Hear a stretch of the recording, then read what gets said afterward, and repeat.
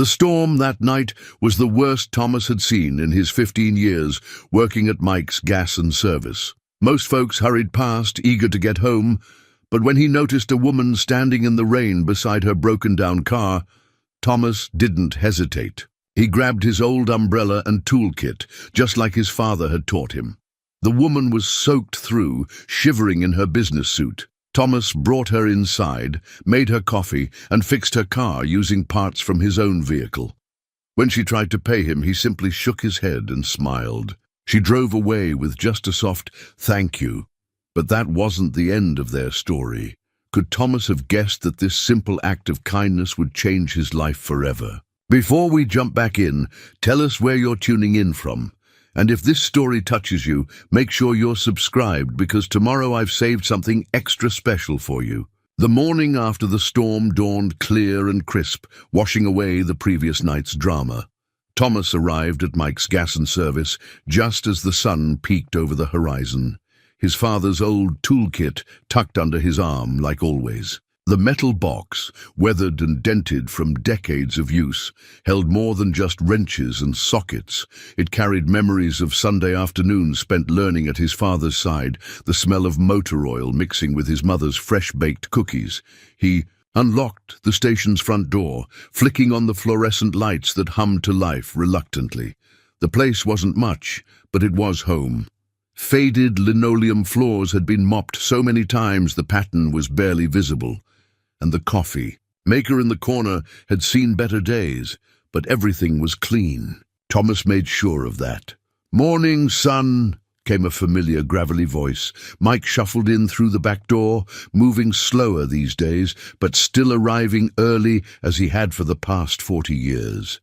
His white hair was carefully combed, though. His lined face showed the weight of recent worries. "Morning, Mike. Coffee's almost ready."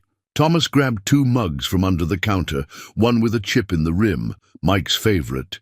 "How's the hip today?" Mike eased himself onto his usual stool behind the register. "About as good as this old place's profit margins." He tried to laugh, but it came out more like a sigh. "Bills came in yesterday. Getting harder to keep up with the maintenance this place needs," Thomas nodded, understanding the unspoken concern. The big chain station that opened across town last year had been stealing their regular customers one by one.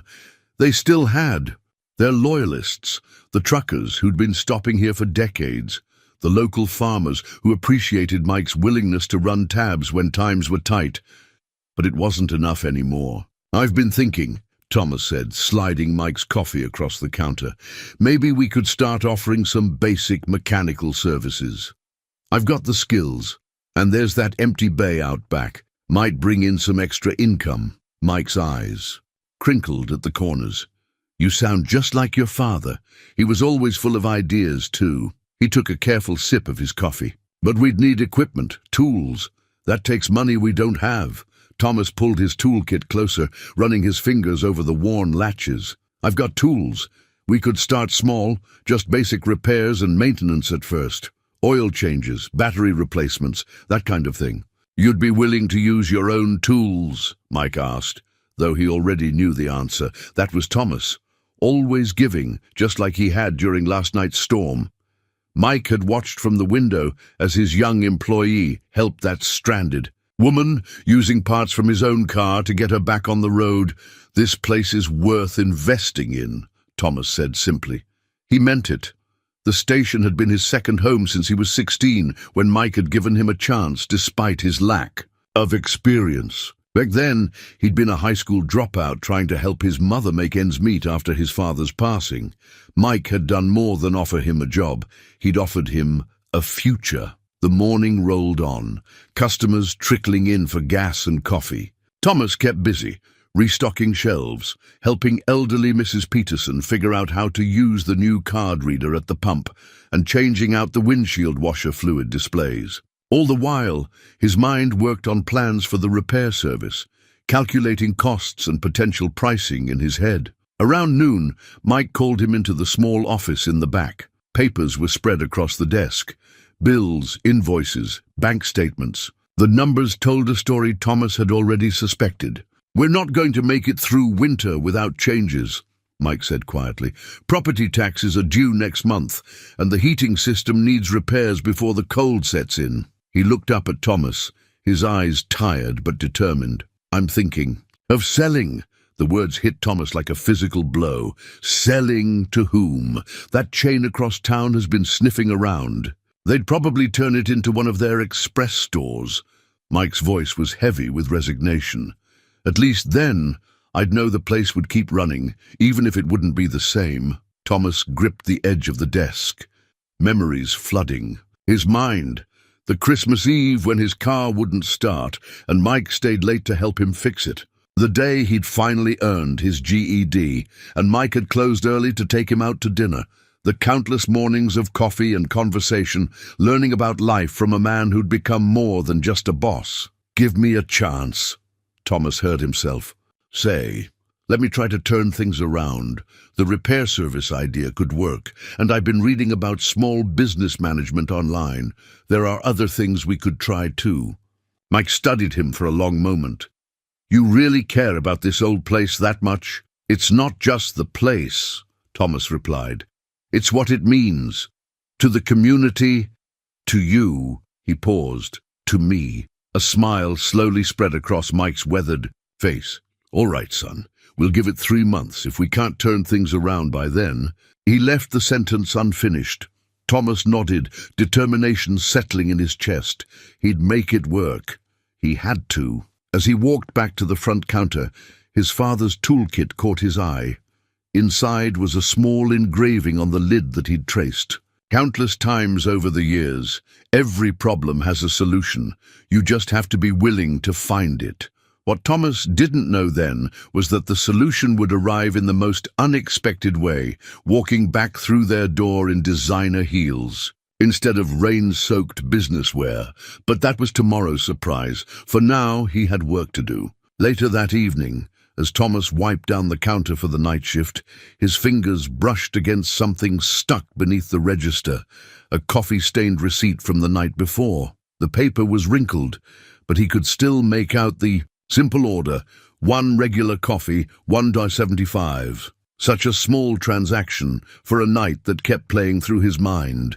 The storm had started around 6, turning the twilight into premature darkness. Rain drummed against the metal awning over the pumps, creating a symphony of hollow pings that echoed through the empty station. Most customers had the sense to stay home, leaving Thomas alone with his thoughts and the steady rhythm of the storm. He'd been organizing the creamer packets when he first saw her through the rain-streaked windows. A solitary figure in the harsh glare of the overhead lights, standing beside a sleek sedan that had clearly given up the ghost. Her shoulders were hunched against the wind, tailored blazer soaked through, as she peered under the hood with a cell. Phone's weak light. Thomas had seen plenty of stranded motorists over the years. Most nowadays just called roadside assistance or waited in their cars for help. But something about her determination, trying to solve the problem herself, despite the elements, struck a chord. The bell above the door chimed as he stepped out into the rain, his father's toolkit in one hand and a battered umbrella in the other. "Evening, ma'am," he called out, raising his voice over the storm. "Need a hand?" She turned, and Thomas caught his first real look at her face. Elegant features, but with a weariness around the eyes that spoke of a long day, made longer by circumstance. "The battery, I think," she said, maintaining her composure despite being drenched. "Won't turn over." Thomas positioned the umbrella to shield her, noting how she initially seemed surprised by the gesture. Up close, her clothes spoke of money, the kind of tailored suit you didn't find at department stores, but there was nothing pretentious in her manner. "Let's take a look," he said, setting his toolkit down. The problem was obvious once he checked. The battery terminals. Corrosion had built up, creating a poor connection that the rain had only made worse. An easy fix, but the battery itself was weak. It might get her home tonight, but it wouldn't last much longer. "You should come inside while I work on this," Thomas suggested, seeing how she shivered. "Coffee's fresh, and it's warmer than standing out here." She hesitated, and Thomas understood. A woman alone at night, a stranger offering help. The world had taught people to be wary. "The coffee maker's right by the window," he added. "You can keep an eye on your car the whole time." A small smile touched her lips, acknowledging his understanding. "Thank you. Coffee would be wonderful." Inside, she cradled the cheap ceramic mug in her hands, warming them as she watched Thomas work through the window. He moved efficiently, using parts from his own toolkit to clean and temporarily strengthen the connection. But the battery itself worried him. When he came back in, rain dripping from his jacket, she had left her mug on the counter and was studying the old photographs on the wall, faded snapshots of the station through the years. One showed Mike as a young man, standing proudly in front of newly installed pumps. Another captured a local Little League team the station had sponsored back in the 90s. "This place has history," she observed, her voice carrying a note of appreciation. Thomas nodded, reaching for a paper towel to dry his hands. 43 years, same owner, same commitment to service. Not many places like it left. "No," she agreed quietly. "There aren't." Something in her tone suggested she understood more than she was saying. "Your car should start now," Thomas told her. "But that battery's on its last legs. I'd recommend getting it replaced soon." "I would have done it tonight, but I used my spare helping another customer last week." She reached for her purse, a designer label he didn't recognize. "How much do I owe you?" Thomas shook his head. "No charge. Just be sure to get that battery looked at soon as you can." "I insist," she pressed, but there was something in her eyes. Not pity or condescension, but a kind of curious wonder. "The coffee's $1.75, he said with a smile, "but the help is free. My father always said some things are worth more than money." She studied him for a moment, then placed $2 on the counter. "Keep the change," she said. And though the words were common enough, her tone made them sound different, like she meant something more than the quarter she was leaving behind. As she turned to leave, she paused at the door. "Thank you," she said softly, "for the umbrella, the coffee, all of it." Then she was gone, her car's taillights disappearing into the storm. Thomas picked up the coffee mug she'd left behind, noticing the faint imprint of lipstick on the rim. Such an ordinary thing, that mug.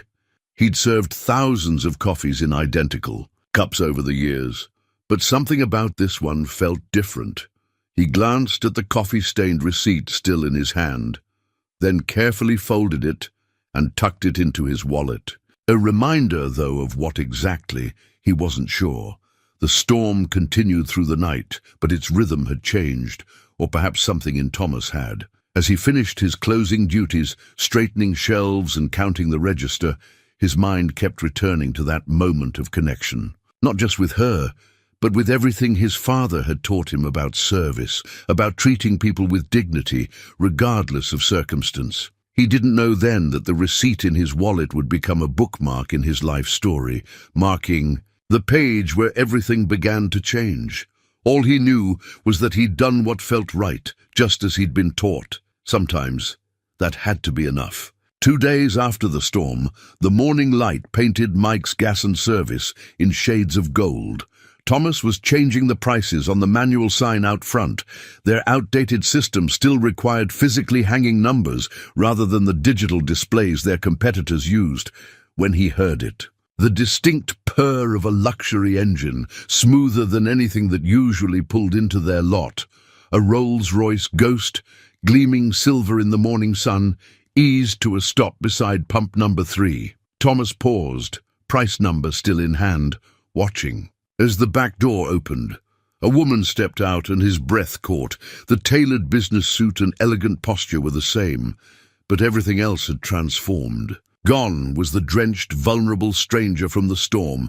In her place stood someone who radiated quiet authority. She smiled when their eyes met, and Thomas recognized it from that night. The same gentle expression, now accompanied by something that looked almost like anticipation.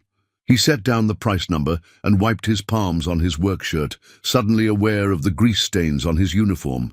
"Good morning," she said, approaching with measured steps. From her briefcase, she withdrew a business card and held it out. "I believe I owe you a proper introduction. I'm Catherine Wells." Thomas accepted the card automatically, his eyes widening. As he read the embossed text, Catherine Wells, CEO of Wells Technologies, the same Wells Technologies that had revolutionized renewable energy storage and was worth billions. The same Catherine Wells, whose photo he'd scrolled past countless times in news articles about technological innovation and corporate leadership. He started, then stopped, unsure what to say. "Thank you for the quarter," suddenly seemed inadequate. Her laugh was warm, genuine. "You look exactly how I felt when I realized I'd left a 25-cent tip for someone who'd just saved me from a very unpleasant night." The coffee was only $1.75, Thomas managed, finding his footing in the familiar fact.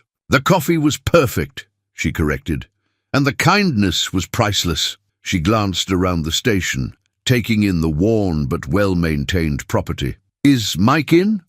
I'd like to speak with both of you." Thomas nodded, still trying to process this sudden shift in his reality. "He's in the office. Would you like me to—" "Please," she said. "And Thomas, you don't need to change your shirt. I prefer honest grease stains to dishonest polish any day." The walk to Mike's office felt surreal. Thomas led the way, acutely aware of Catherine Wells, no longer just the mysterious woman from the storm, following behind him. He could hear his own heartbeat over the familiar squeak of the hallway's linoleum tiles. Mike looked up from his paperwork as they entered, his reading glasses perched on the end of his nose. His eyes widened slightly at Catherine's appearance, but years of dealing with all types of customers had given him an unshakable composure. "Mike," Thomas said, his voice steadier than he felt, "this is Catherine Wells. She'd like to speak with us." Mike stood, offering his hand. "Ms. Wells, what can we do for you?" Catherine shook his hand, then settled into one of the two chairs facing Mike's desk. Thomas remained standing, feeling oddly like he should be taking notes or offering coffee, anything, to give his hand something to do. "Please sit," she said to Thomas, and there was something in her tone that made it clear this conversation would require everyone on equal footing. Once they were all seated, Catherine opened her briefcase and removed a folder. "First, I want to thank you both for running the kind of business that's becoming increasingly rare in our world. A place where service still means something more than a transaction." Mike nodded, though his expression showed he was waiting for the other shoe to drop. In their experience, praise from wealthy visitors usually preceded purchase offers. "I've spent the past day looking into your station," Catherine continued. "Your history, your role in the community, your financial situation." She held up a hand. As Mike started to speak, "Don't worry, I'm not here to take advantage of your circumstances, quite the opposite." She opened the folder, revealing documents Thomas couldn't quite read from his angle. "I'm here because 2 nights ago, I was reminded of something important. Something I'd forgotten in the midst of quarterly reports and shareholder meetings." Her eyes met Thomas's. The simple power of helping someone without expecting anything in return. "It was nothing special," Thomas said quietly. "Anyone would have—" "But they didn't," Catherine interrupted gently. "I watched 17 cars drive past before you came out with that umbrella. Each of those drivers made a choice, just as you did. Just as Mike did years ago when he gave a chance to a teenage dropout who needed work." Thomas felt his chest tighten. At her words, she'd done her research thoroughly. "I have a proposition," she said, turning back to Mike. "One that I hope will honor what you've built here while ensuring it survives long into the future." She drew out a document and placed it on the desk. "I want to buy the station." She raised her hand again as both men stiffened, "and give it to Thomas." The silence that followed was absolute. Thomas could hear the distant ding of the pump outside, signaling a customer neither he nor Mike. "Move to assist." "I don't understand," Thomas finally said. Catherine's expression softened. "Yes, you do. You understand better than most that sometimes, when someone shows true character, the right response is to give them an opportunity to do even more good in the world." Mike picked up the document with trembling hands. This is the purchase. Price is fair market value plus 50%, Catherine finished. Enough to ensure your retirement is comfortable, Mike.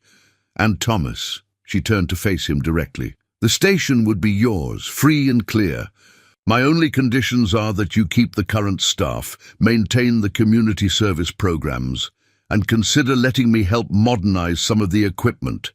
As a silent partner, of course. Thomas looked at Mike, who was still staring at the numbers on the page, then at Catherine, who waited patiently as though she hadn't just offered to transform their lives with a gesture that probably represented pocket change to her. Why? He asked finally. Her answer was simple. Because kindness shouldn't be as rare as it's become, and because sometimes the best investment we can make is in people who understand that. The station's deed lay on Thomas's kitchen table that evening, its crisp legal pages stark against the worn wood. He'd read it 3 times already, understanding the words, but still struggling to accept their meaning. Mike had sent him home early, insisting he needed time to think about Catherine's offer properly. The sound of a gentle knock startled him. Opening his door, he found Catherine standing there, looking somehow both powerful and uncertain in the fading daylight. I hope I'm not overstepping, she said. Mike gave me your address. I thought you might have questions. Thomas stepped back, gesturing for her to enter. His small apartment above Henderson's Hardware suddenly felt inadequate, but Catherine moved through the space as naturally as she had in his gas station, settling into one of his mismatched kitchen chairs. It's too much, he said finally, sitting across from her. The station, the responsibility, the faith someone is placing in you, Catherine finished quietly. She reached out and touched the deed. You know, when I started Wells Technologies, it was in a garage with borrowed equipment. Everyone told me I was reaching too high, taking on too much. A soft smile crossed her face. But one person saw something in me that I couldn't yet see in myself. What happened to them? Thomas asked, genuinely curious. She passed away last year. My grandmother. Catherine's fingers traced the edge of the deed. She ran a small diner in Ohio, taught me that true success isn't measured by what you have, but by what you give back. She met his eyes. When I was standing in that rain the other night, watching you use parts from your own car to help a complete stranger, I saw her values living on in you. Thomas sat back, processing her words. I'm not a businessman. I barely finished my GED. You're a problem solver, a community builder. The business part? She shrugged. That's just mechanics of a different kind. Besides, her eyes sparkled slightly, I might know a thing or two about running a successful business, and you'd help? The question came out more vulnerable than he'd intended. As much or as little as you want. This isn't about me taking over. And Thomas, it's about preserving something valuable while helping it grow. She paused, then added softly, though I admit, I find myself hoping you'll want my involvement, and not just for business reasons. The honesty in her voice made his heart skip.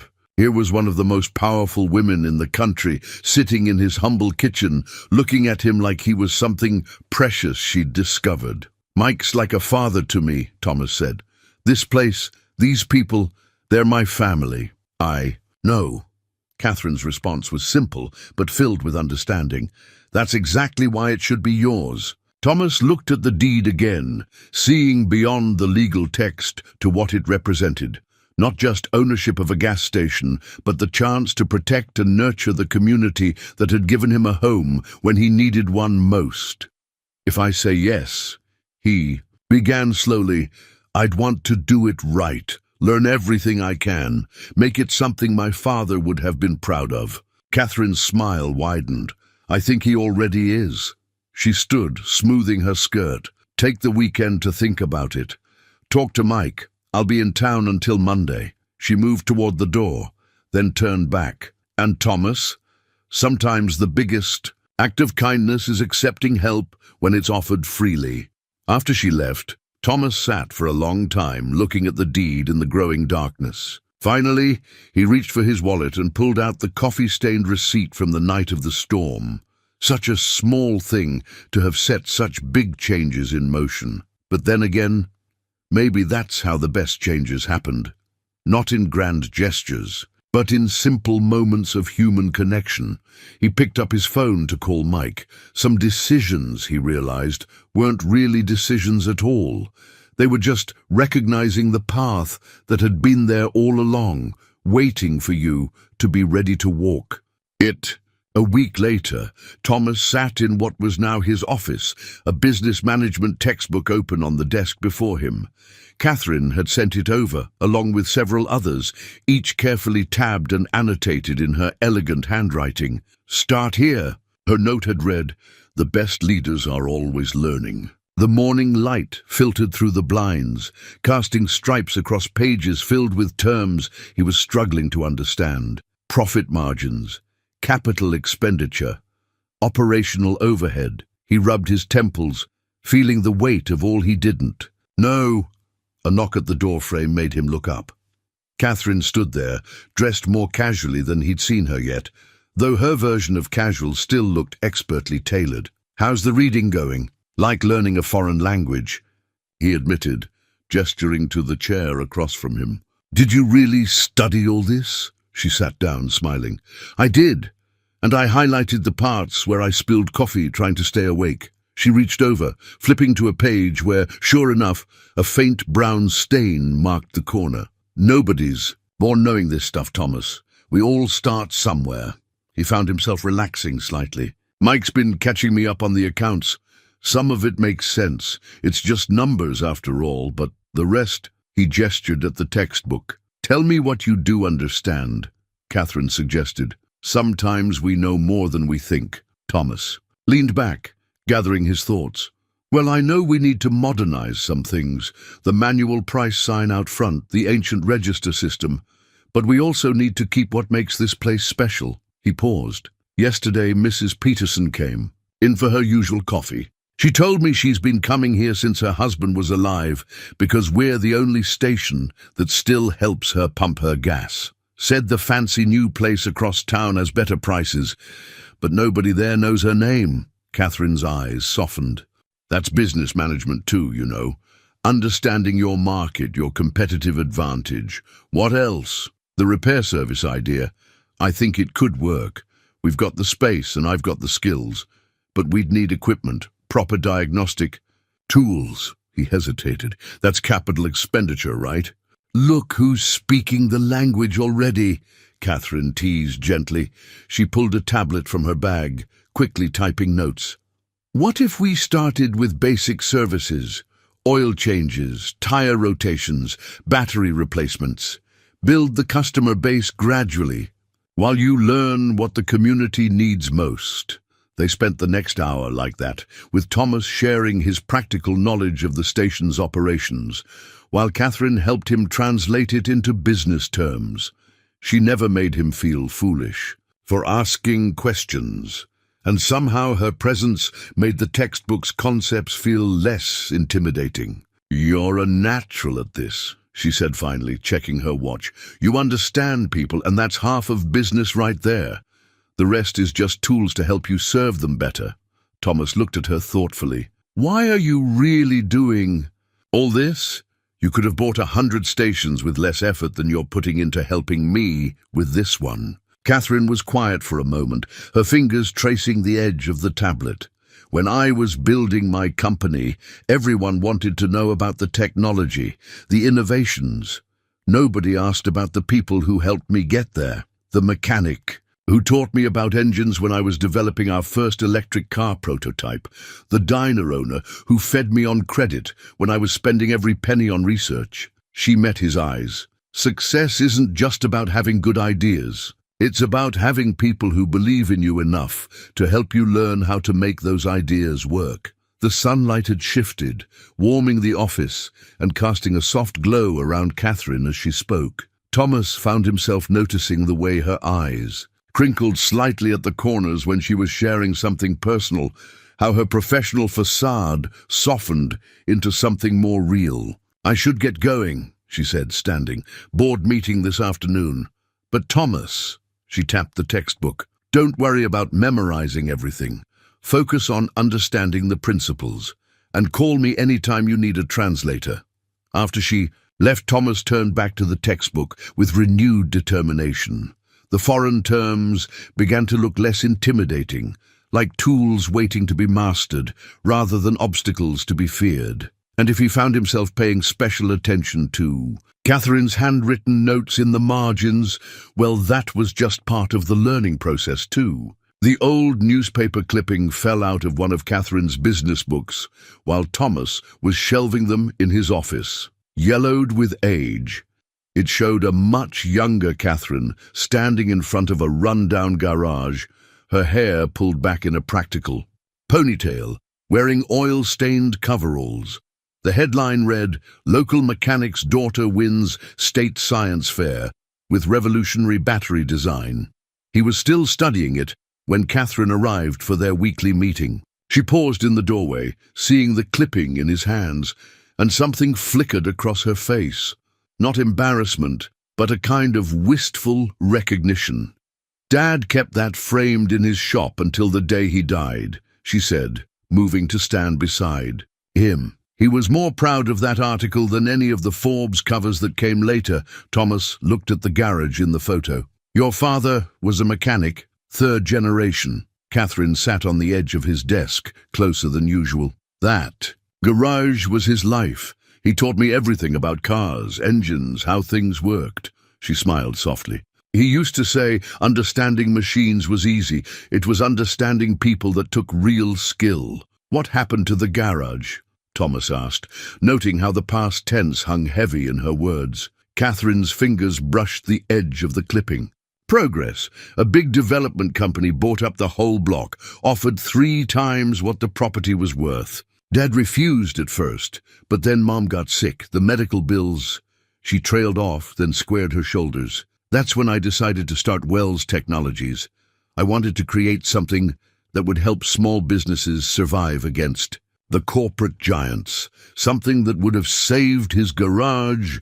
Thomas studied her face, seeing beyond the polished executive to the mechanic's daughter who understood exactly what places like Mike's Gas and Service meant to their communities. "Is that why you helped us?" "Partly," she admitted.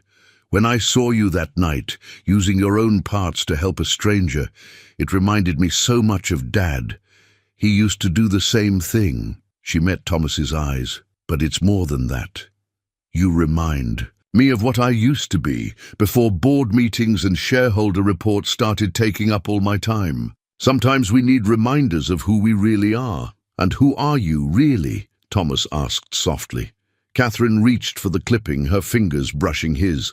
"Someone who never forgot where she came from, who built a fortune but still misses the smell of motor oil and the satisfaction of fixing something with her own hands."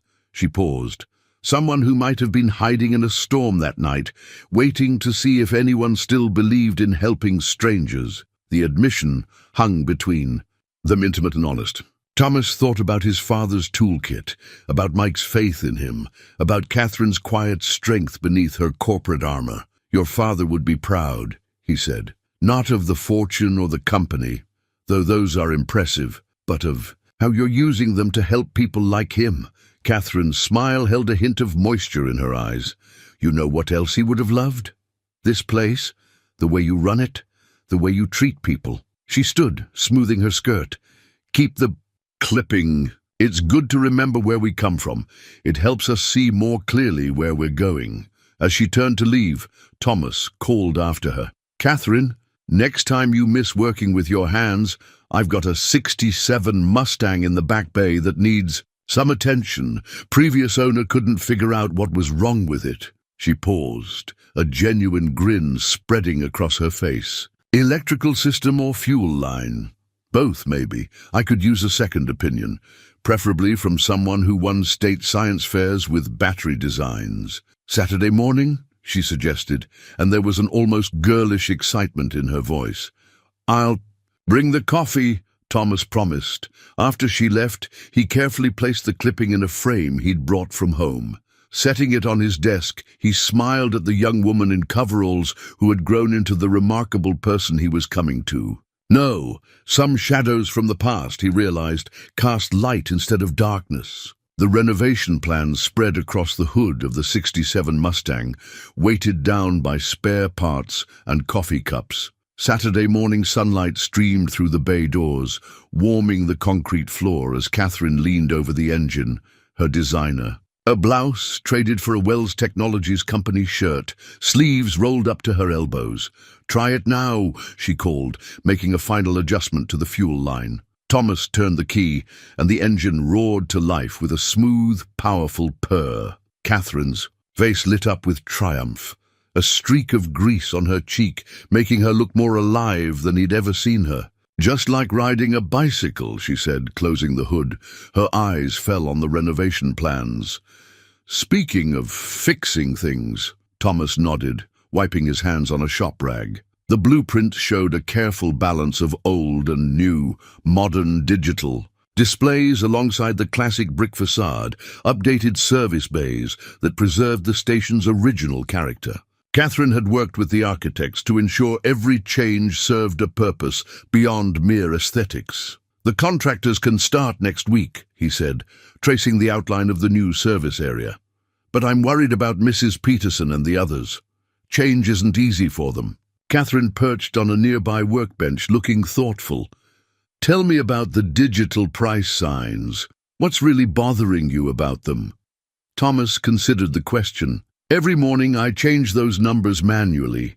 People stop, chat while I'm doing it. Mr. Jenkins tells me about his grandkids. Sarah from the diner brings coffee sometimes." He gestured at the plans. "It's not just about displaying prices. It's about those moments of connection." "So we adapt," Catherine said, reaching for a pencil. She began marking up the plans. "What if we kept one manual sign, make it a feature rather than a flaw? Traditional service, modern convenience." She smiled.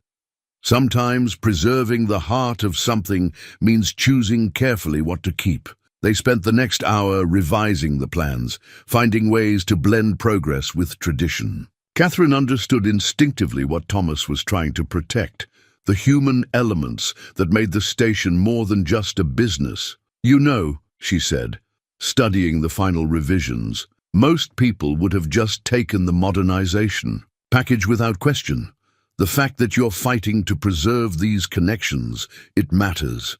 "I learned from the best," Thomas replied, glancing at Mike's office where his mentor was doing weekend paperwork. "He taught me that a business is really just an excuse to take care of people." Catherine's expression softened. "My father used to say something similar.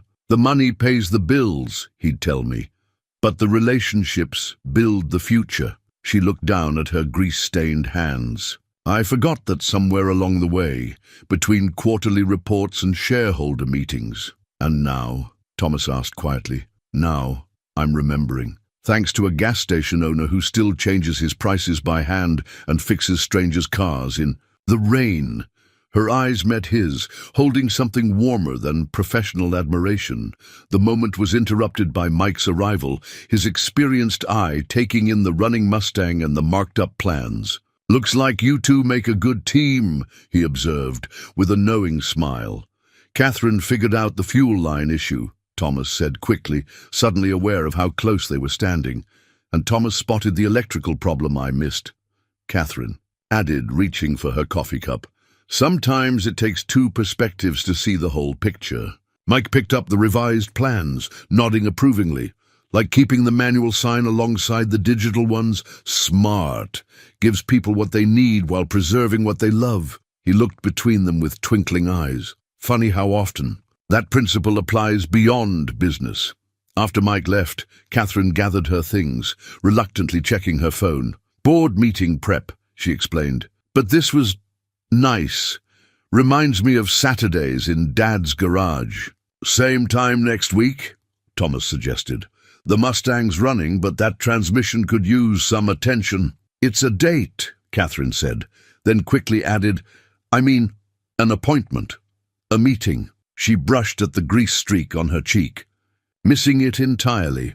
Thomas watched her go, smiling at her flustered departure. The renovation plans remained on the workbench, their careful blend of progress and preservation, somehow reflecting more than just changes to the station. Some growth. He was learning, strengthened roots rather than replacing them.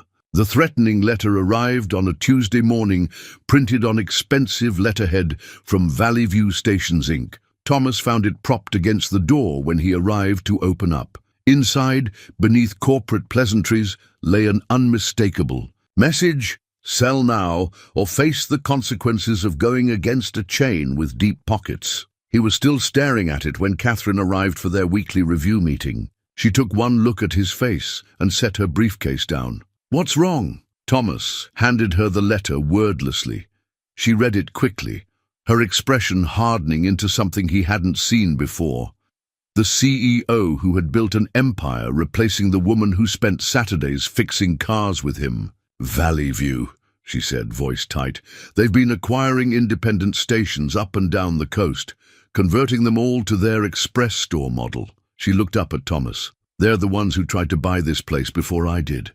"They're opening another location," Thomas said quietly, 2 blocks away. "The letter says they'll price us out of business if we don't sell." He managed a weak smile. "Guess they didn't do their research about the new ownership." Catherine's eyes flashed. "Oh, they did. This isn't just about your station anymore. They're sending me a message too.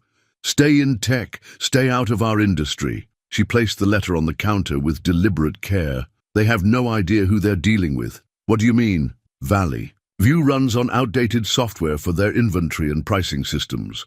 Wells Technologies has been developing a next-generation management platform specifically for independent stations." She smiled, and there was steel beneath the warmth. "We were months from launch, but I think your station just became our perfect beta test site." Thomas leaned against the counter. "Catherine, you don't have to fight for what matters." She interrupted. "Isn't that exactly what you've been teaching me to remember?" She stepped closer, her voice softening. "Besides, I have a personal interest in seeing this place succeed." The morning sun caught her hair as she moved, and Thomas found himself wondering if she meant the station or something more. Before he could pursue that thought, Mike burst through the door, waving a handful of papers. "They're undercutting our gas prices by 30 cents a gallon," he exclaimed, "and offering free coffee and—" He stopped short, seeing Catherine. "Oh, you already—" "No, we do," Catherine confirmed. "And we're not playing their game." "Thomas, what's our real advantage here? What do we have that they can't copy?" Thomas thought about Mrs. Peterson's smile when he helped her with her gas, about the local kids who came in for free air for their bike tires, about the truckers who planned their routes around his coffee and conversation. "Relationships," he said finally. "Community." "Exactly." Catherine pulled out her tablet. "So we leverage that.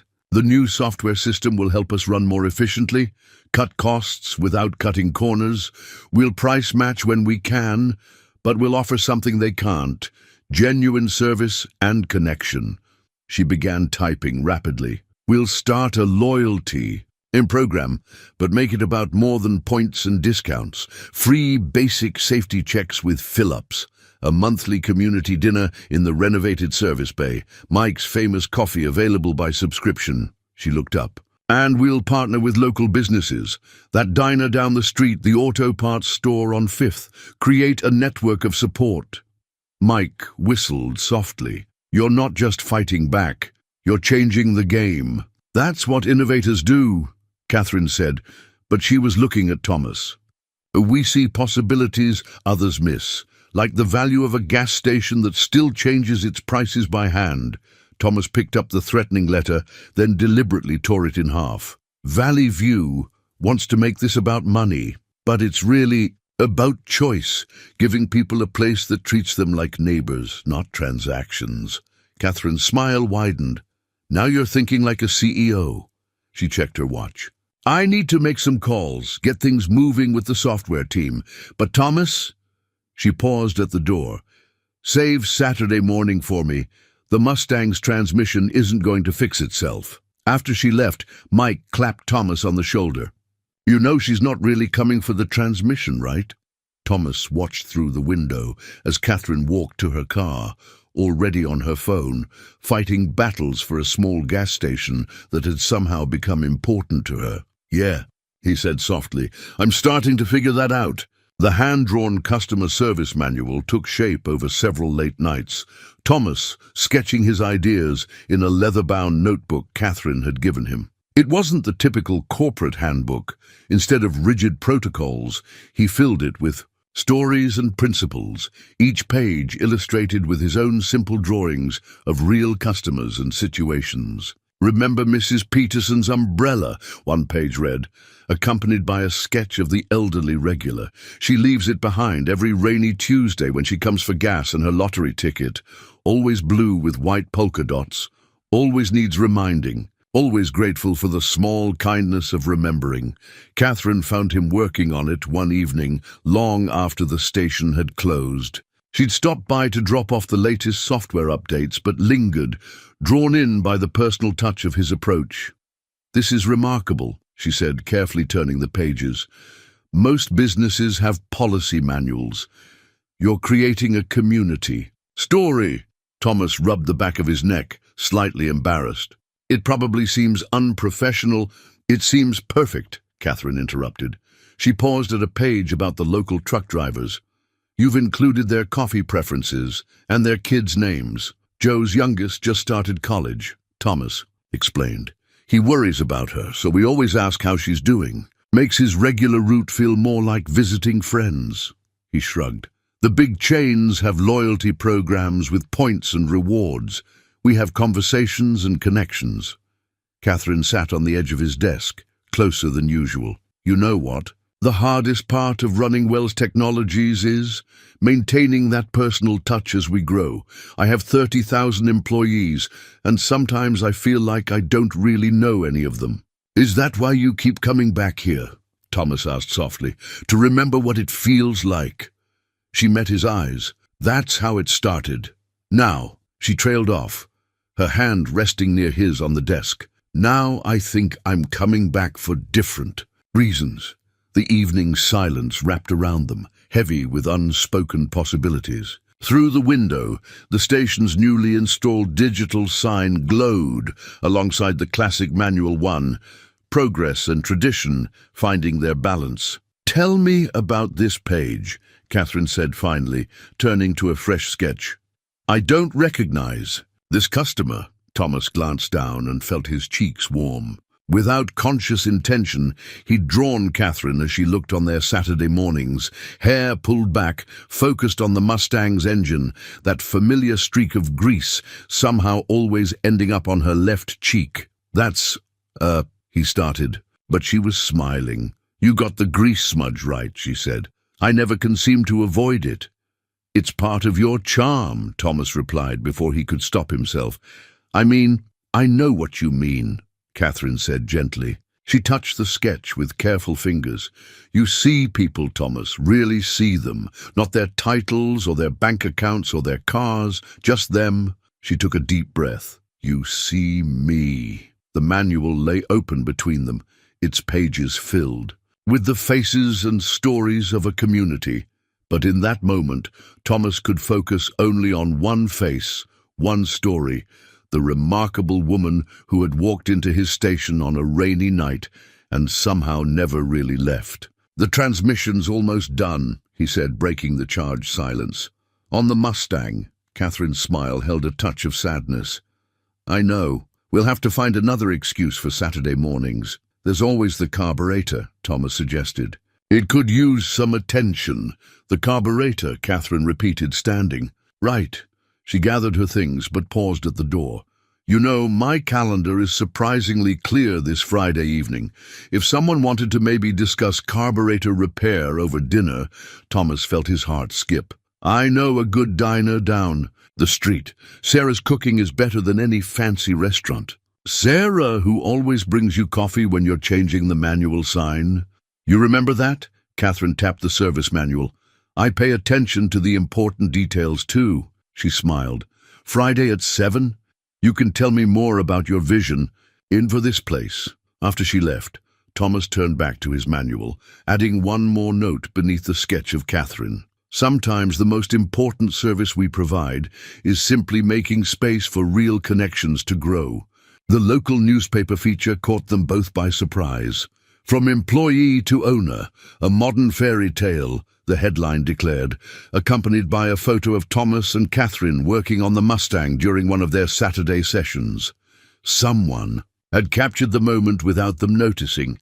Catherine pointing out something in the engine, Thomas leaning in close, both of them smiling with an ease that spoke of more than just professional collaboration. Thomas discovered the article when Mr. Jenkins brought in a copy during his morning coffee run. "Your front-page news, son," the elderly regular said with a knowing wink. "About time someone told this story properly." The article was surprisingly detailed, weaving together the night of the storm, Catherine's gift of the station, and their ongoing partnership. It painted a picture of small-town values meeting corporate conscience, but it was the personal undertones that made Thomas's chest tighten as he read. Sources close to the station speak of Saturday morning repair sessions that have become something of a local legend, the article noted. Where else can you find a tech billionaire in work clothes, learning the art of manual price sign changing from a gas station owner who once helped her in a storm? Catherine arrived an hour later, looking somewhat flustered, a rare sight for someone usually so composed. "I've had 6 calls from national media outlets this morning," she said, closing his office door. "They all want to run with the story." Thomas set down the newspaper.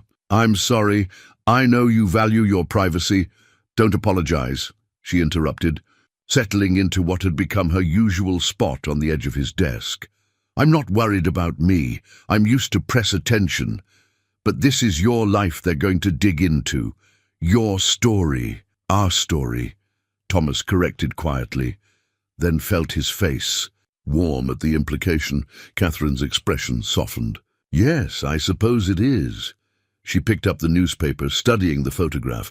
"It's a good picture. You can't even see the grease streak on my cheek." "Third date, and already making the papers," Thomas teased, trying to lighten the moment. There, dinner at Sarah's diner had led to a Sunday afternoon walk, which had somehow turned into regular evening conversations that stretched long past discussion of business matters.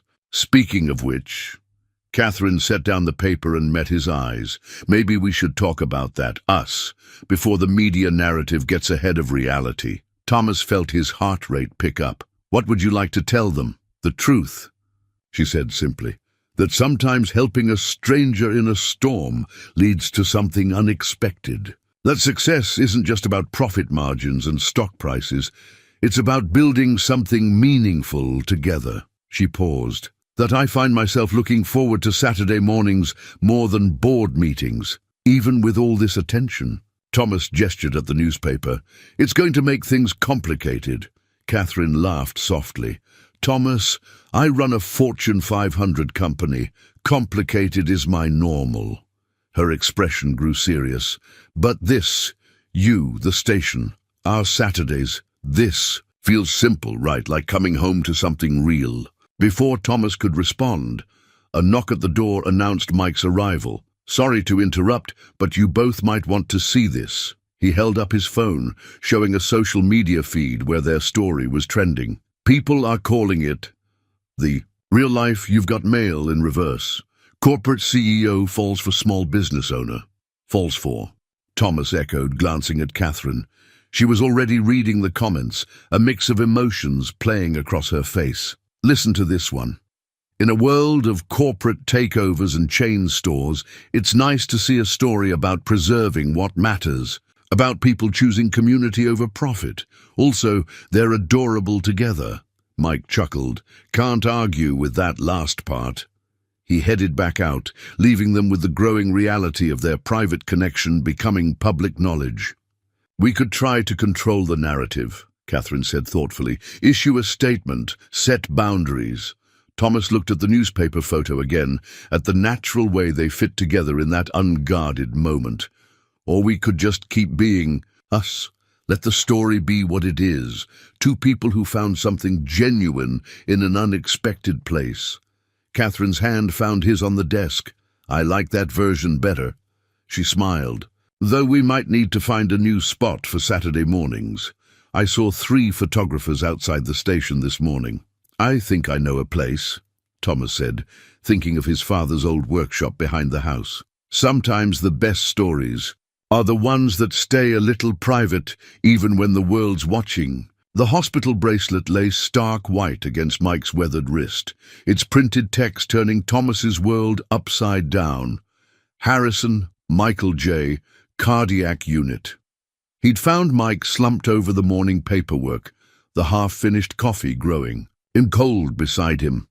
Now, sitting in the sterile hospital waiting room, Thomas felt like he was 16 again, scared, uncertain, watching another father figure fight for his life. Catherine arrived within minutes of his call, her board meeting abandoned.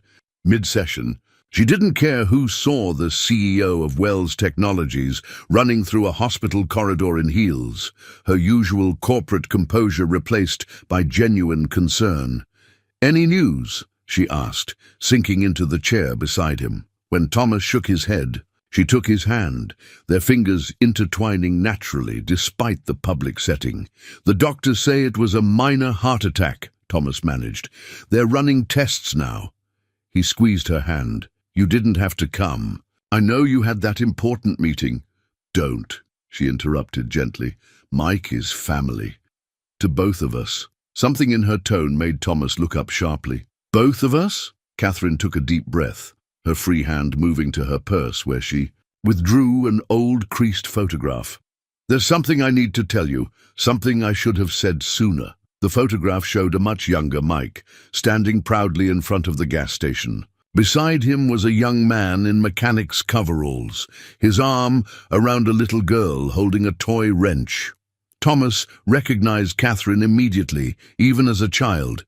She had the same determined look she got when tackling a particularly challenging repair. "The man next to Mike," Catherine said softly, "was my father." Thomas felt the world shift again. Your father knew Mike. They were best friends. Dad's garage was just 2 blocks from the station. They started their businesses around the same time, used to help each other out during tough times. She traced the edge of the photo. "I practically grew up in both places. Mike used to let me help change the numbers on the price sign while Dad worked on customers' cars. Why didn't you tell me?" At first I wasn't sure if Mike remembered me. It had been 30 years. And then, she paused, gathering her thoughts. "Then I saw how special your relationship with him was. I didn't want to complicate that with old history." A nurse appeared with update forms that needed signing. As Thomas dealt with the paperwork, his mind raced through implications. The way Catherine had known exactly how to help the station, her immediate understanding of its importance to the community, her determination to preserve its character. When he returned to his seat, Catherine was staring at the emergency room doors, lost in memory. The night Dad had to sell his garage, Mike stayed with him until dawn, helping him pack up his tools. When Dad died 5 years later, Mike was at the funeral. I saw him, but I was too caught up in building Wells Technologies, too focused on proving something to the world. She wiped at her eyes. "I should have said hello." "Is that why you really helped us?" Thomas asked, trying to keep his voice neutral. "Because of Mike's connection to your father?" Catherine turned to face him fully. "No, yes, it's complicated." She took both his hands in hers. "I helped because of what you did that night in the storm. Because you reminded me of Dad, of Mike, of everything I'd lost touch with while building my company. The connection to Mike, that was just the universe having a better sense of timing than I do." Before Thomas could respond, the doctor appeared. "Mr. Harrison is stable," she announced. "The attack was mild and we caught it in time. However," she paused, reviewing her charts, "his overall cardiac health is concerning. He's going to need to make some significant lifestyle changes. Less stress, more rest." Relief flooded Thomas, followed quickly by concern. "He'll never agree to step back from the station." "Maybe he won't have to," Catherine said thoughtfully. "The renovation plans, we could modify them. Add an apartment above the new service bay. Let him stay connected to the place he loves while..." Ensuring he gets the rest he needs. The doctor nodded approvingly. That kind of compromise could work. Having purpose is important for recovery, as long as it's properly balanced. They were allowed to visit Mike briefly. He looked smaller somehow, in the hospital bed, but his eyes lit up when he saw them together. "Well, if it isn't my two favorite people," he said weakly. "Catherine Wells, little cat who used to sort my penny tray by year. Took you long enough to come back." Catherine's eyes filled with tears. "You recognized me? All this time?" "Course. I did. Got your father's eyes, don't you? And his way with engines." Mike smiled. "Been watching you two dance around each other just like your dad and I used to bet on which customers would end up together." He reached for their hands, joining them in his. "He'd be proud, you know, of both of you, building something real here." "Mike," Thomas started, but the older man shook his head. "Let an old man talk while he's got the excuse of good drugs." Mike's eyes twinkled despite his fatigue. "Catherine, your father and I had a dream once about combining our businesses, making something that would last. Life had other plans." He squeezed their joined hands. "But sometimes dreams don't die. They just wait for the right people to come along and give them new life." A nurse appeared to shoo them out, insisting Mike needed rest. In the hallway, Thomas and Catherine stood close, processing everything that had happened. "All this time," Thomas said wonderingly, "you had this connection to the station, to Mike, to everything we've been building." "I didn't plan it," Catherine insisted. "That night in the storm, I didn't even know it was Mike's station anymore. I just needed help, and you gave it, without question, just like Dad would have, just like Mike always did." She touched his cheek. "The connection I care most about now isn't in the past. It's right here." Thomas drew her closer, hospital protocols forgotten. "Stay for dinner. Sarah's keeping the diner open late for the regulars who want updates on Mike. We could tell them everything. No more secrets, no more complications, just our story, all of it." Catherine smiled through tears that had nothing to do with sadness. "I'd like that. Besides," she added with a hint of her usual spark, "I need to hear more about little penny-sorting cat. I have a feeling Mike's been saving those stories for the right moment." As they walked out, Thomas glanced back at Mike's room. Through the window, he could see the old man sleeping peacefully, the hospital bracelet a reminder of how quickly life could change. But maybe, he thought, some changes were just life's way of bringing the right pieces together at last. In Mike's hospital room the next evening, Catherine found an old photo tucked in his personal effects. Her father, in his mechanic's uniform, arm around Mike, both men beaming in front of a shared project car. The date on the back read, "Summer, 82, in her father's familiar scrawl. She was holding it when Thomas arrived with fresh coffee, and Mike's requested real food from Sarah's diner. "He's sleeping," Catherine said softly, showing Thomas the photo. "The nurse said he had a good day.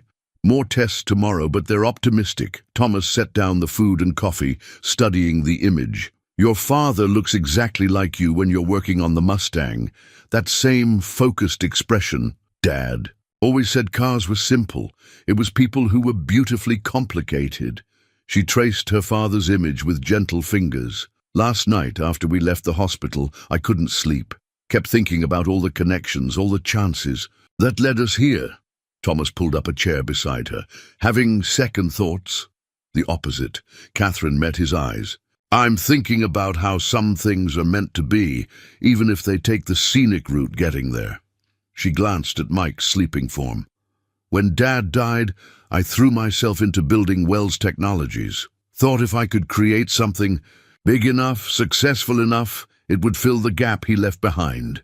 Did it? No, but this place," she gestured to encompass not just the hospital room, but everything beyond it. The station, their Saturday mornings, the community they were building together. "This brings him back in all the right ways, not through missing him, but through living the values he taught me." Thomas took her hand, his thumb brushing over her knuckles. Tell me about him. The real stories, not just the business connection. Catherine's smile warmed. He used to bring me to the station every Saturday while he and Mike worked on their project cars. I'd sit on that old stool behind the counter, the one you still keep there, and they'd quiz me on parts and tools. She laughed softly. Mike would slip me extra candy bars when Dad wasn't looking, saying every good mechanic needed brain fuel. That explains the candy bars he keeps stashed in his office, Thomas said. I always wondered about that. He never forgot, even when I did. Catherine's voice caught. All those years building my company, and the answer to what I was really looking for was right here. A place where business and heart work together, where profit doesn't come at the cost of people, like your father's garage, like his whole philosophy. He and Mike, they competed with each other on paper, two auto businesses blocks apart. But really, they supported each other.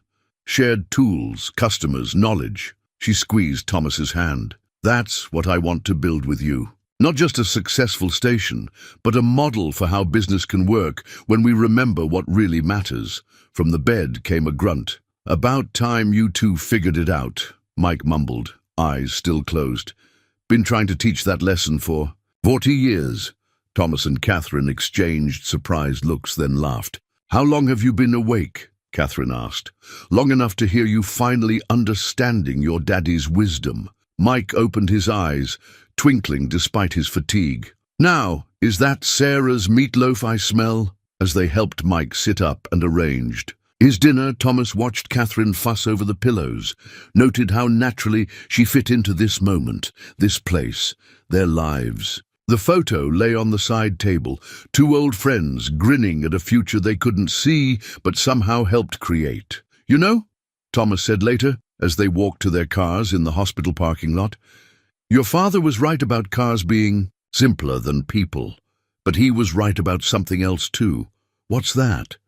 Sometimes the most complicated things are worth the extra effort. He pulled her close, hospital lights painting silver in her hair. Like falling in love with a CEO who moonlights as a mechanic. Catherine's smile outshone the fluorescent glare. Or falling in love with a gas station owner who teaches billionaires how to change price signs by hand.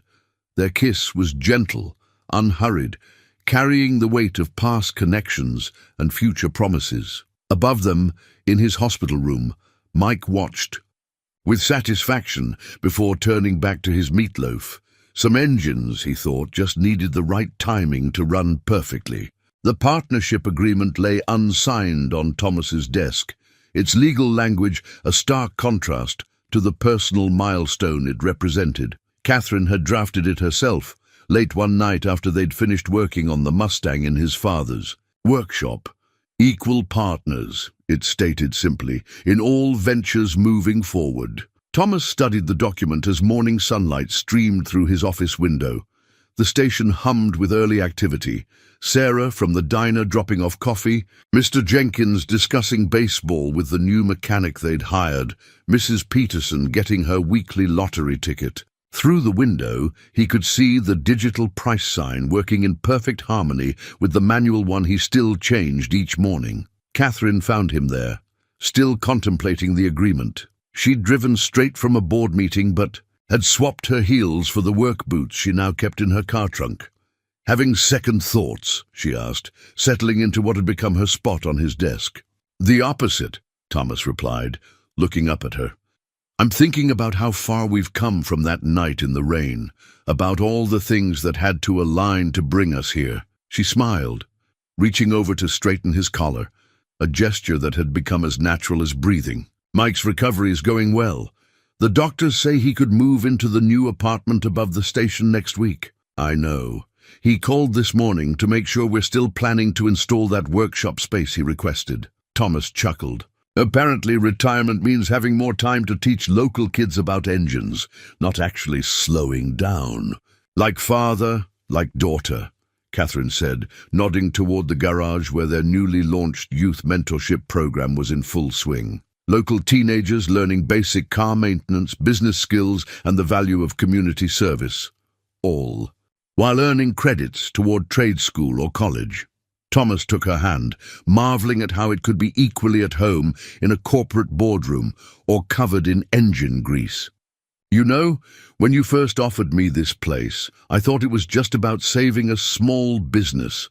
I never imagined that you'd end up with a pushy CEO who can't stay away from manual labor. Her eyes sparkled with amusement.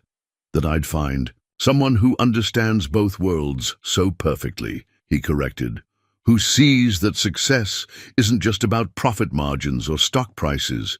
It's about building something meaningful together. Catherine's expression softened. The board thinks I'm crazy, you know.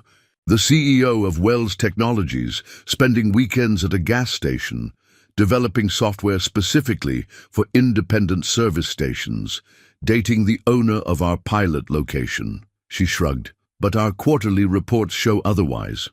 Turns out, doing good business and doing good aren't mutually exclusive. Thomas reached for a pen. Speaking of business, he signed the partnership agreement with steady hands. Equal partners in everything. Catherine took the pen, adding her signature beside his. In everything, she echoed, and they both knew they were talking about more than just business arrangements. The morning continued its steady rhythm around them. Customers coming and going, young apprentices learning under the watchful eye of their new master mechanic, Mike supervising the apartment construction from his temporary command center in the coffee corner. The station had evolved, but its heart remained unchanged. Valley View called again, Catherine mentioned casually. Offered to buy us out for triple what the place is worth. Thomas raised an eyebrow. And I told them we're not interested in selling at any price, she grinned. But we are interested in showing other independent stations how to compete effectively. The software platform is ready to roll out, and 6 stations have already signed. Up for our community-focused business model, saving the world one gas station at a time, Thomas teased. More like one community at a time, Catherine corrected. Dad and Mike had it right all along. Business works best when it brings people together. As if on cue, Mrs. Peterson called out from the front counter, Thomas, dear, Catherine, your sign needs updating. Gas prices are down 3 cents. They shared a look of pure contentment. Shall we? Thomas asked, reaching for the number set. Wouldn't miss it, Catherine replied, taking his hand. Some traditions are worth keeping, especially when they're about more than just changing numbers. Together, they headed out to update the manual sign, their joined shadows stretching across the lot in the morning sun. Above them, the new station. Logo gleamed, Thomas and Catherine's Gas and Service, where community matters. It wasn't just a slogan, it was a promise they renewed every day, in ways both big and small. The security camera footage played on Thomas's laptop in stark black and white, showing 3 Valley View executives entering their station after hours. They moved with casual confidence, clearly not expecting to be recorded as they approached the newly installed diagnostic equipment in the service bay. The timestamp read 2:47 a.m. Catherine stood behind Thomas's chair, one hand gripping his shoulder as they watched. The executives examined their custom software interface, one taking photos while another typed on a tablet. They were inside for exactly 12 minutes before leaving, looking pleased with themselves. Industrial espionage, Catherine said quietly, her CEO voice emerging, the one she used in hostile takeover attempts. They're trying to steal our integrated management system before we can patent it. Can they do that? Thomas asked, pausing the footage on a clear shot of their faces. They can try. Catherine was already on her phone, fingers flying across the screen. But they made 2 crucial mistakes. First, they underestimated our security systems. And second, she smiled grimly, they forgot who they're dealing with. The next hours passed in a blur of activity. Catherine's legal team arrived before dawn, turning Thomas's office into a war room. Mike watched from his new apartment above, the station occasionally sending down suggestions via text. His doctor had strictly forbidden him from getting directly involved in stressful situations. They're planning to launch a copycat system next week, Catherine's head of security reported, hanging up from an intelligence call. Their board meets tomorrow to approve the final specs. Thomas studied the schematics of their system spread across his desk. But it won't work properly. They only saw the interface, not the underlying architecture that makes it special. Exactly. Catherine looked up from her laptop. They'll rush out an inferior product, damaging their reputation and potentially causing serious issues for any stations that adopt it. We can't let that happen, Thomas said firmly. Not just for us, but for the independent stations that might get hurt in the process. Catherine's expression softened as she looked at him. Even in crisis, his first thought was for the community they served. I have an idea, she said, but it's a bit unconventional. The next morning, Valley View's board members filed into their corporate headquarters for the emergency session. They found Thomas and Catherine already in the boardroom, calmly waiting. This is a private meeting, Valley View's CEO blustered, but Catherine held up her hand. Actually, it's not. Not anymore. She nodded to her legal team, who began distributing documents. As of 6 a.m., Wells Technologies has acquired a controlling interest in Valley View Stations, Inc. The room erupted in chaos. Thomas watched Catherine handle it with the same steady confidence she used when fixing engines, methodically, patiently, each move purposeful. You had no right, Valley View's CEO started, but Catherine cut him off. We had every right, especially after your late-night visit to our station.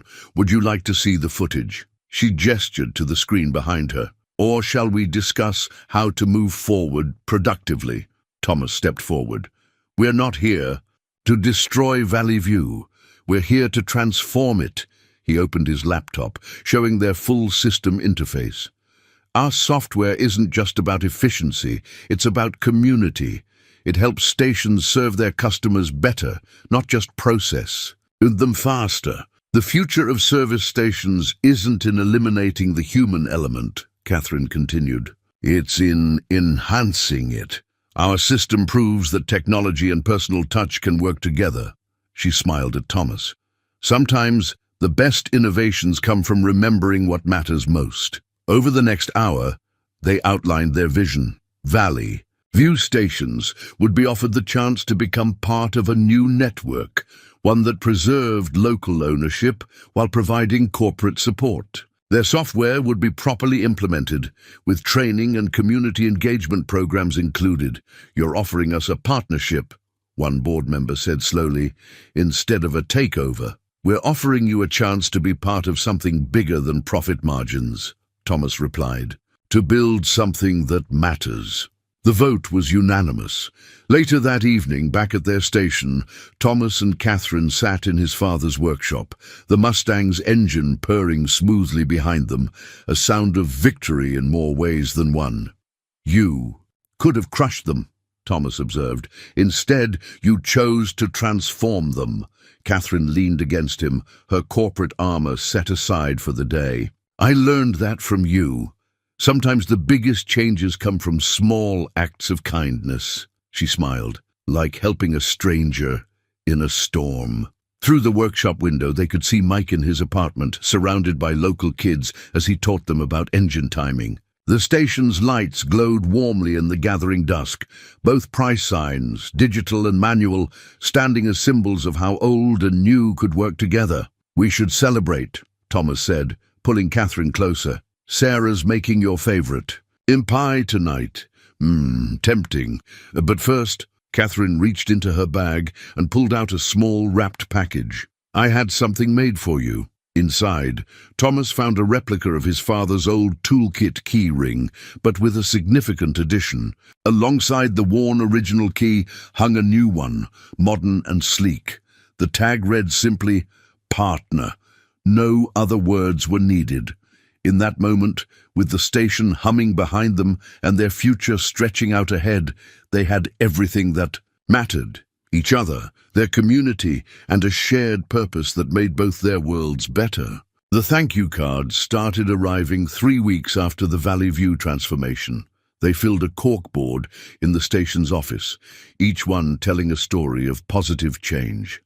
a station owner in Michigan whose business had been saved, a single mother in Oregon who could now afford to keep her family's 3-generation service station running, a retired mechanic in Florida who cried when he learned his life's work wouldn't be turned into another soulless express mart. Thomas pinned up the latest batch as Catherine came in from her morning price sign ritual.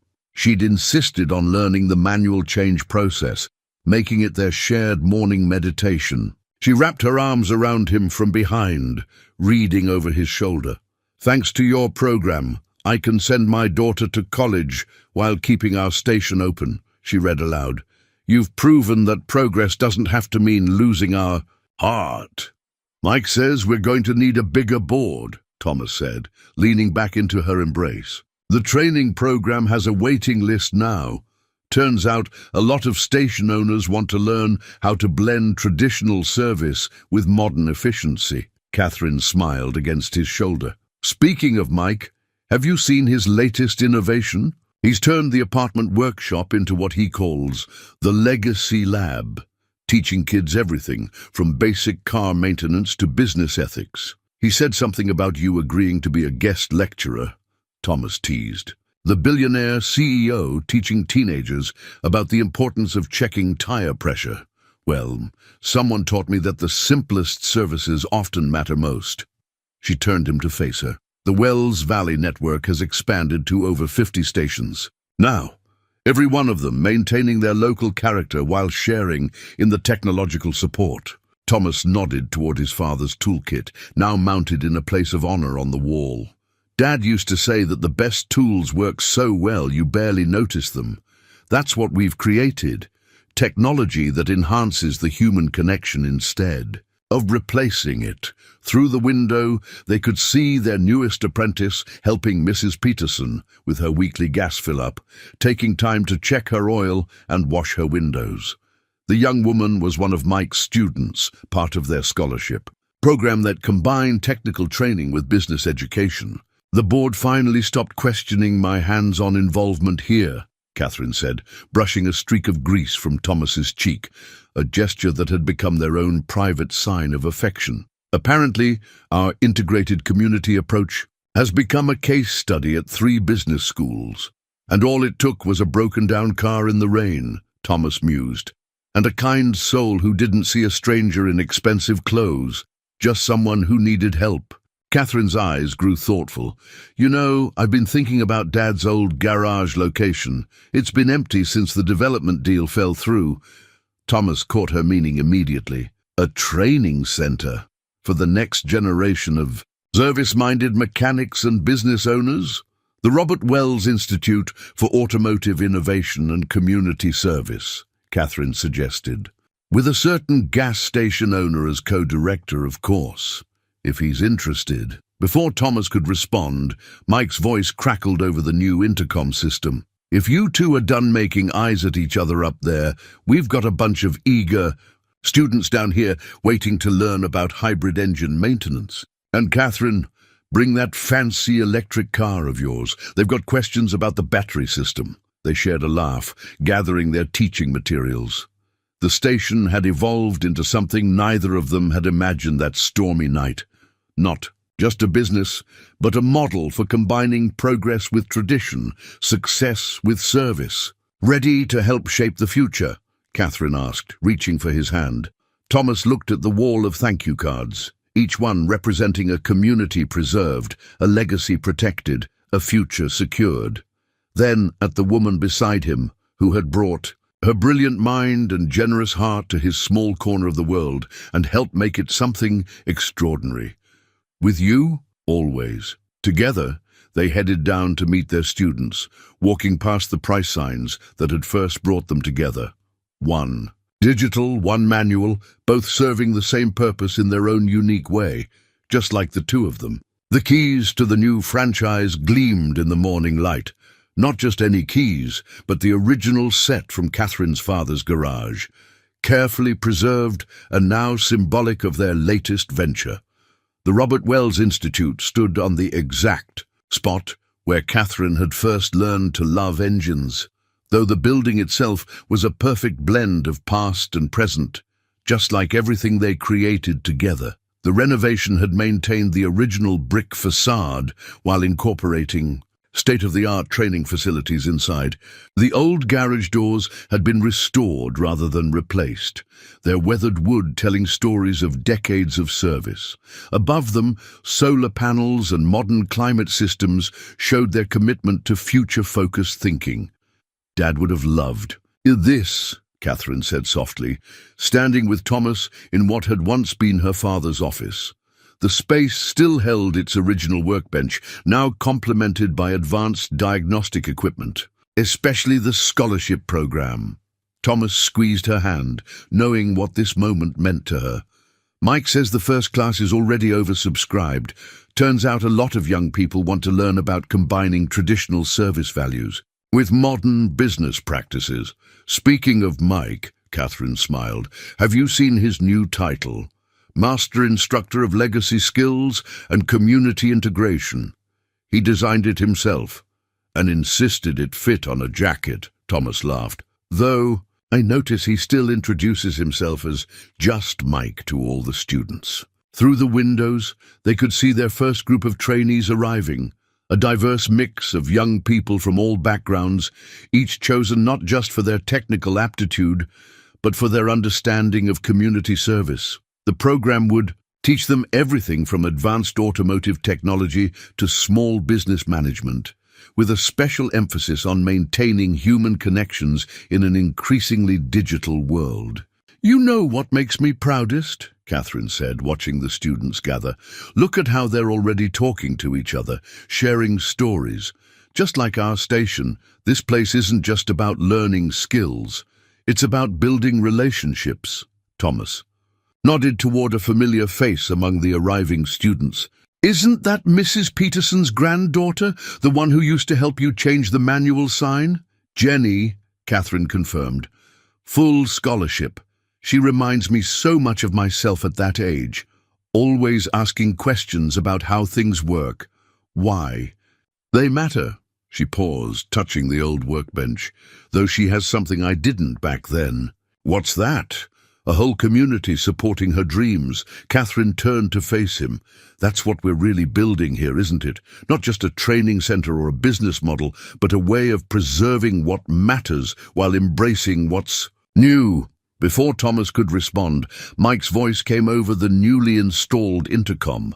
They'd deliberately chosen one with a slightly retro sound, matching the building's aesthetic. If you two are done having a moment up there, we've got some eager students waiting to learn about the Wells Valley Integrated Service approach.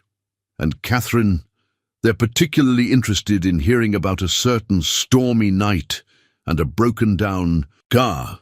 They shared a smile at Mike's gentle teasing. Their story had become something of a legend among their growing network of stations and students, not just for its romantic elements, but for what it represented about the power of simple kindness and the importance of maintaining human connections. In business, ready to help shape the future? Thomas asked, echoing the question that had become their private motto. Catherine reached up to brush an imaginary grease smudge from his cheek, another of their personal traditions. With you? Always. As they headed down to meet their first class, they passed the Institute's mission statement, elegantly etched in glass beside Robert Wells's restored toolbox, where traditional values drive modern innovation. The morning sun streamed through the old garage doors, casting long shadows that seemed to connect past and present. Outside, the carefully preserved manual price sign from Catherine's Father's Day stood alongside a digital display showing current market rates and training program information. Like everything in their world, they worked together in perfect harmony. Mike waited for them at the bottom of the stairs, his eyes twinkling. Well, well, he said, loud enough for only them to hear. Look what a little rain and kindness built. He gestured to the eager faces of their first class. Shall we show them how it's done? Together, they stepped forward to greet the future. They were creating, one student, one lesson, one act of service at a time. The new station sign went up exactly 1 year after that stormy night, its lettering both elegant and unpretentious. Thomas and Catherine's Gas and Service. Below it, smaller text read, "A Wells Valley Community Partner, where tradition meets." Tomorrow. The morning sun caught the freshly painted surface, making it glow like a beacon of everything they'd built together. Thomas stood in the early dawn light, coffee in hand, watching Catherine change the manual price numbers. She'd long since claimed this daily ritual as her own. She moved with practiced ease, consulting her tablet for market rates while maintaining the personal touch that had become their trademark. A small crowd of regulars had gathered, as they did most mornings, sharing coffee and conversation. "Looking good, Cat," Mike called from his customary spot by the door. His health had improved enough that doctors now allowed him his morning supervisory duties, though they still insisted he delegate the actual work. He didn't seem to mind, having found his true calling in mentoring the steady stream of students who came through their training program. Catherine finished the price change and joined Thomas, automatically reaching up to wipe a phantom grease smudge from his cheek, their private gesture that had come to mean everything from "good morning" to "I love you."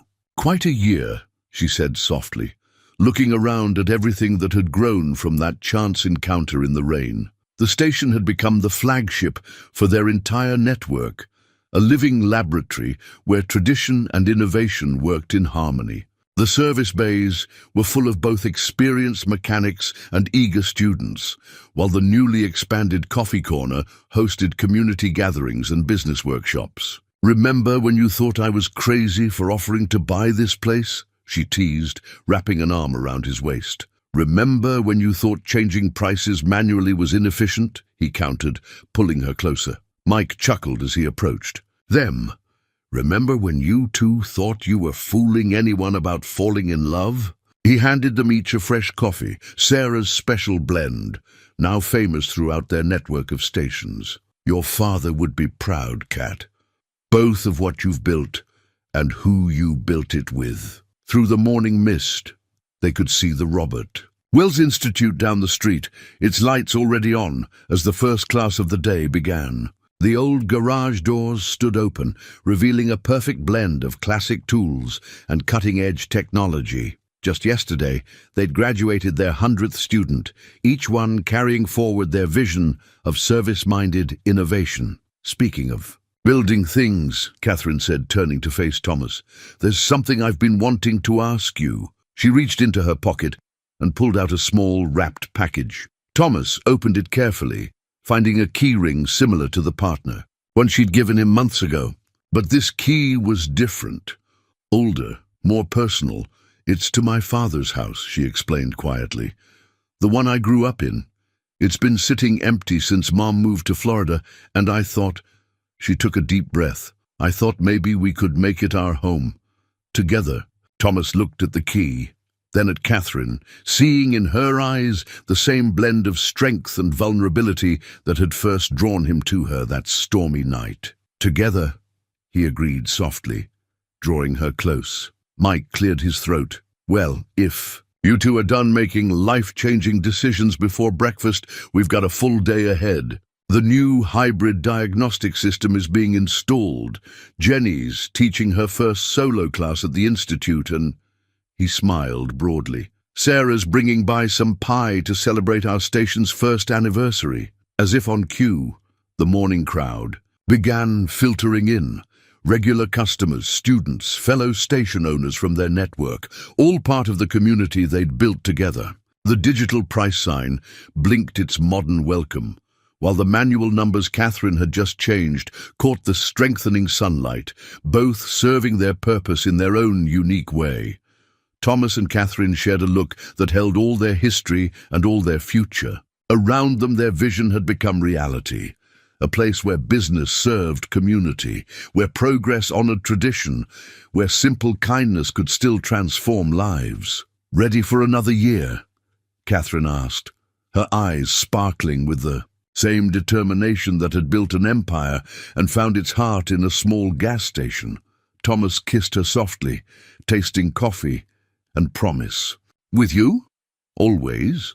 Above them, the new sign gleamed in the morning sun, not just a marker for a business, but a testament to what can grow from a single act of kindness on a stormy night, when the right hearts find each other and remember what truly matters.